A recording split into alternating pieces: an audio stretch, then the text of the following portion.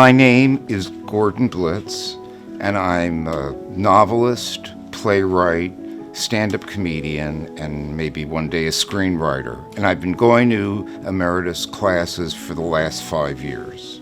Throughout my life, I liked giving going-away speeches at work. And so after I retired, I'd been taking a poetry class, and then I just, I had this time. I thought, well, why don't I write my autobiography? And an important event that happened is this class that I took at the Gay and Lesbian Village. The teacher really reiterated in me about showing rather than telling, and to grab the reader. Once I completed my 300-page autobiography, I was bored about myself, and I thought, okay, well, I'll write a novel. And so that's how I ended up doing that. My name is Michael Main. I've known Gordon for quite a while. We first got acquainted around the early 2000s. I have 2 titles that I give myself. I'm his editor and his art director. We both are members of the gay synagogue here in Los Angeles. It's the first gay synagogue, I think, in the world. And we just got to know each other there. He would pass me occasional chapters, and I would sort of look at them with him. And then it got to be set so that I did all his chapters. So that's why I consider myself his editor. The novel, The Hermaphrodites, I was inspired to write this because of all that's happening with transsexuals.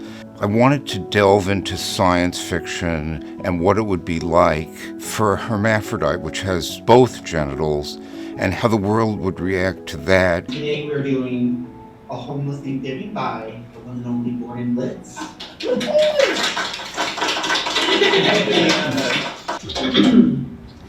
So when I got word that they were going to be doing a play that I'd written, A Homeless Thanksgiving, in a theater, I was just over the moon. I mean, this was the pinnacle of, in my life, one of the pinnacles. Just to hear people using my words, it is just almost surreal. There were times when I was brought to tears during the play. I wanted to mention about my second book, Fathers and Other Strangers.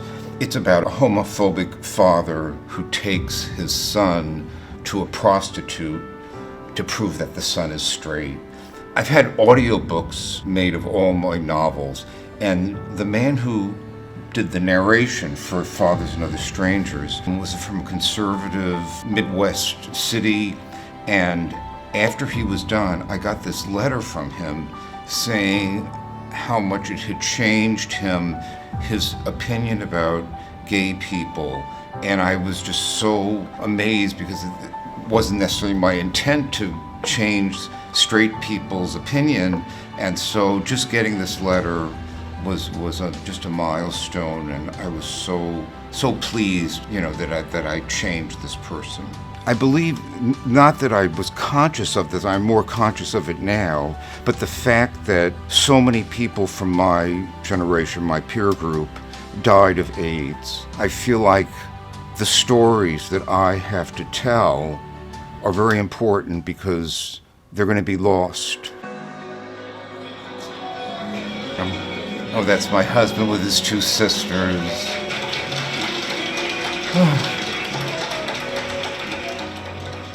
I was looking at the program, the wedding album. It brought tears to my eyes. It's from 15 years ago, and you see people that are no longer around. It's so important to have these life cycle events. I know so many people don't celebrate birthdays or anniversaries, but I think I'd like to make a point of that. It's so wonderful to have a record.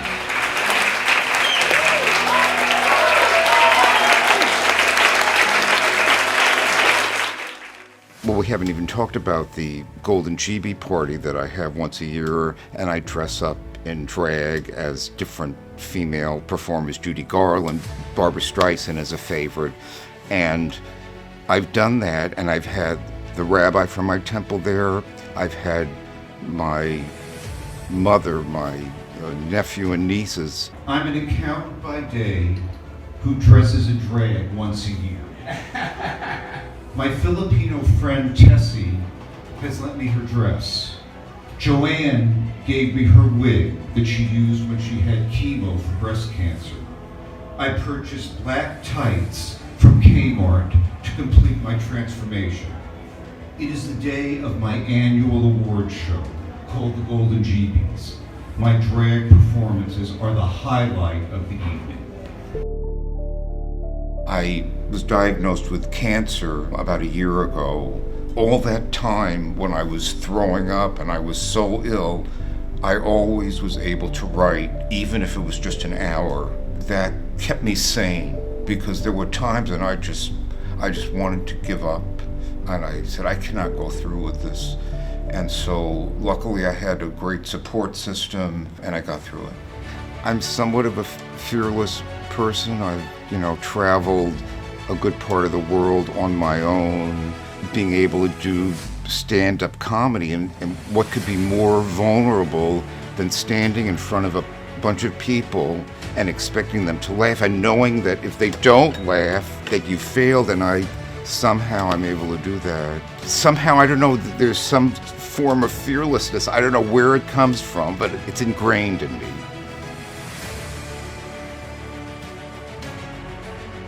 His ideas, I don't know where he gets these ideas from. His ideas are wonderful. He and I seem to always be on the same page. This is what makes it so interesting for me to work with him. And so we seem to go back and forth really easily. We've never had a disagreement in all the years that we've worked. Never. I can't remember a single one. At Emeritus, I take 6 classes, so not only is it social, but it's another way for me to express myself. It's a wonderful way to bring out that child, bring back the innocence of a child in the political science, keeping up with what's going on in the world. It's nice to have some structure. Since I wasn't working, I've made some good friends through Emeritus. It's been a godsend.